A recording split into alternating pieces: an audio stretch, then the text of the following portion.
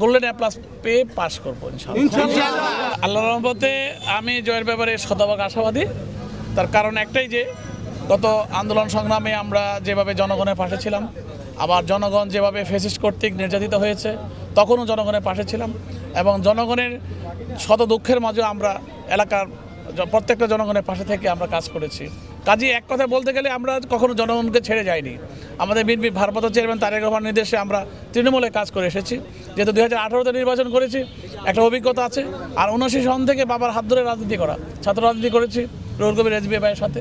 কাজে আমার দীর্ঘ পথ পরিক্রমায় আমার নির্বাচনী এলাকায় আমি অনেক নির্বাচনে আমি নিজে থেকে অন্যের জন্য করেছি।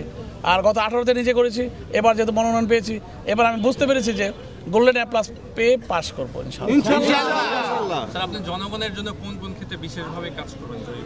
আমাদের এক কথায় বলতে গেলে আমাদের নরসিংদী রায়পুরা আমরা সারা বাংলাদেশের মধ্যে একটা মডেল তৈরি করব, যেখানে মেঘনা নরসিংদীর উপর দিয়ে চলে গেছে এবং 8টা ইউনিয়ন হয়েছে মেঘনা চরের মধ্যে।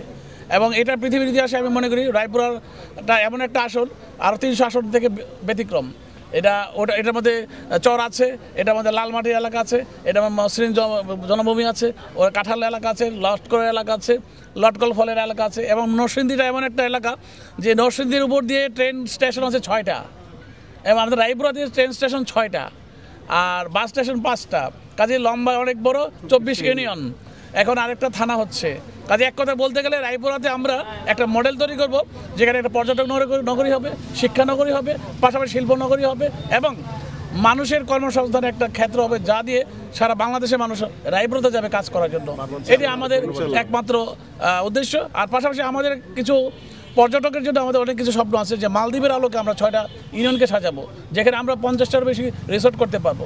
এটা আমাদের নিজস্ব পরিকল্পনা। আমি জানি যে এটা যদি আমরা করি, কারণ রায়পুরাটা এমন একটা জায়গা আছে, আপনি ধরেন আমরা যদি ঢাকা সিলেট হাইওয়ে থেকে একটা 6 লেন বের করে নিয়ে যাই আমরা নবীনগর দিয়ে, তাহলে আমাদের যত সব বাস ট্রাক যাচ্ছে আপনার ভালুকা ঢাকা শহরের উপর দিয়ে, এদিক দিয়ে আর আসবে না, সব চলে যাবে ওদিক দিয়ে, আমাদের নরসিংদীর উপর দিয়ে। তার মানে কি, প্রচুর ট্রাক ওদিকে চলে ঢাকা, যানজট কমে যাবে, আমাদের এলাকায় রেভিনিউ আর্ন হবে, এবং আমাদের চলাচলগুলো উন্নয়ন হয়ে যাবে।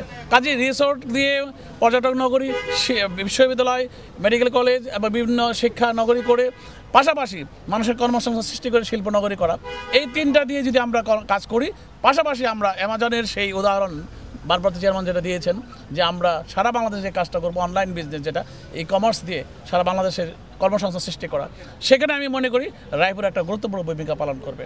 স্যার, নরসিংদীতে যে মাদক আর সন্ত্রাস কার্যক্রমের সাথে অনেক শোনা যায়, সেক্ষেত্রে আপনি কি কাজ করবেন? আসলে গত 17টা বছর ফ্যাসিস্টের যে আওয়ামী লীগ এমপি ছিল রাজু, সে আসলে কোনোদিন আমি দেখিনি কোনো দরবার করে কোনো কিছু সমাধান করতে। সে এক পক্ষকে লাগাইছে, আরেক পক্ষকে টাকা নিয়ে তাকেও লাগাইছে, যুদ্ধ লাগাইছে। কিন্তু আমরা সেটা চাই না।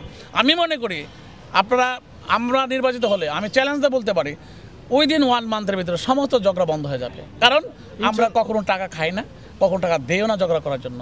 কাজে আমরা চাই যে রায়পুরা মানুষ টাটার কথা ভুলে যাবে, তারা ছুটবে কাজের পিছনে।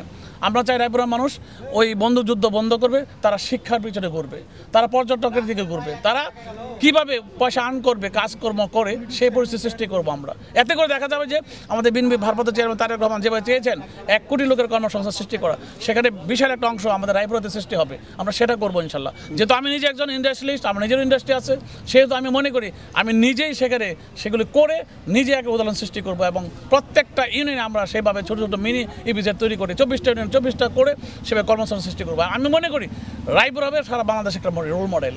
ঠিক আছে, থ্যাংক ইউ। ধন্যবাদ। থ্যাংক ইউ, ভালো থাকবেন। হ্যাঁ, ঠিক আছে।